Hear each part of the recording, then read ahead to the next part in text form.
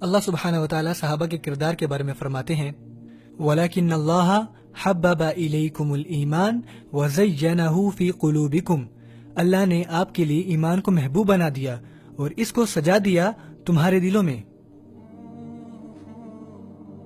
وَكَرَّهَ إِلَيْكُمْ اور تم کو بیزار کر دیا الکفر والفسوق والعصیان کفر سے، انکار سے، کرپشن سے اور نافرمانی سے اس نے اسے آپ کے لیے قابل نفرت بنا دیا۔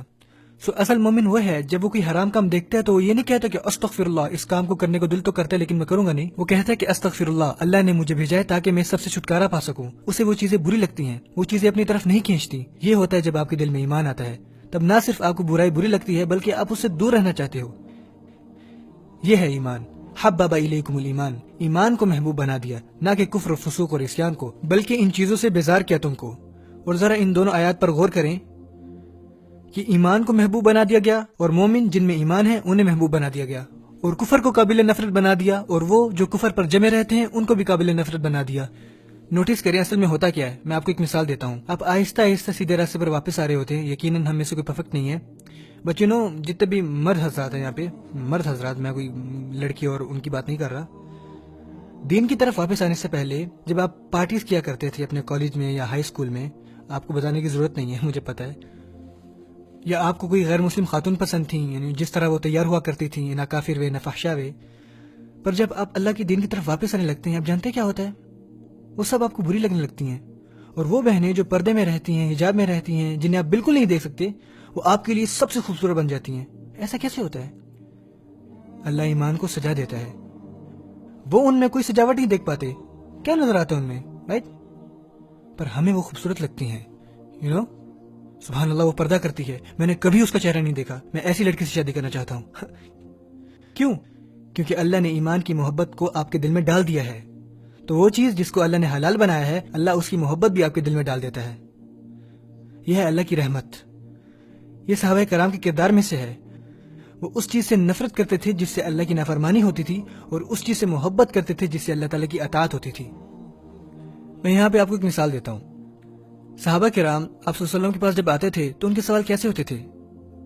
ہم اپنے مال میں سے کتنا خرچ کریں؟ دوسرا سوال کیا ہوتا تھا؟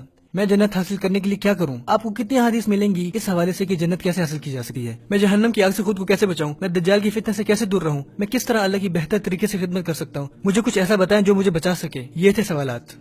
اب ذرا آپ کسی آن لائن فارم پر جائیں نوجوان مسلمانوں کے لیے یا طلبہ کے لیے، آپ کو وہاں پہ کیا ملتا ہے؟ کیا چیٹنگ حلال ہے؟ کیا میں یہ کھا سکتا ہوں؟ کیا میں گروی چیزیں لے سکتا ہوں؟ آپ سوالات میں فرق دیکھ رہے؟ ان کے سوالات ہوا کرتے تھے کہ اللہ کے لیے میں اور کیا کر سکتا ہوں، اور اب سوال ہوتا ہے کہ اللہ میرے لیے اور کیا کر سکتا ہے، وہ کس چیز کو میرے لیے حلال بنا سکتا ہے۔ میں اپنی زندگی کو آسان بنانا چاہتا ہوں، رائٹ؟ میں دنیا کو جنت کیسے بنا سکتا ہوں؟ اور صحابہ کرام پوچھا کرتے تھے کہ میں اپنی اگلی زندگی کو جنت کیسے بنا سکتا ہوں۔ یہ ایک مختلف نمونہ ہے۔ میں گفتگو کر سکتا ہوں قربانی کے بارے میں، اللہ کی راہ میں خرچ کرنے کے بارے میں، اور اینڈ میں مجھ سے سوال پوچھا جاتا ہے کہ بھائی داڑھی رکھنا بہت ضروری ہے، اگر میں شیو کر لوں کوئی حرج تو نہیں؟ کیوں؟ اگر میں سوال کا جواب دے بھی دوں، یہ مسئلہ نہیں ہے کہ ہمیں ایسی ڈسکشن میں نہیں بڑھنا چاہیے، مگر ہمارے سوال وہ ظاہر کرتے ہیں جو ہمارے دل میں ہوتا ہے۔ آپ ایسے سوالات نہیں کرتے جن کی آپ کو پرواہ نہ ہو، آپ انہی چیزوں کی پرواہ کرتے ہو جس سے آپ کا دل بھرا ہوتا ہے۔ ہمارے دلوں کو بھرا ہونا چاہیے تو اس چیز سے کہ ہم جنت کیسے حاصل کر سکتے ہیں، میں اللہ کو کیسے راضی کر سکتا ہوں، میں جو اللہ کے لیے کر رہا ہوں کیا وہ کافی ہے؟ کیا میں اپنا فرض ادا کر رہا ہوں؟ میں دعویٰ کے لیے کیا کر سکتا ہوں؟ دعویٰ کیا ہے؟ میں کس طرح خود کو ویسا بنا سکتا ہوں جو کردار قرآن میں بیان کیا گیا ہے؟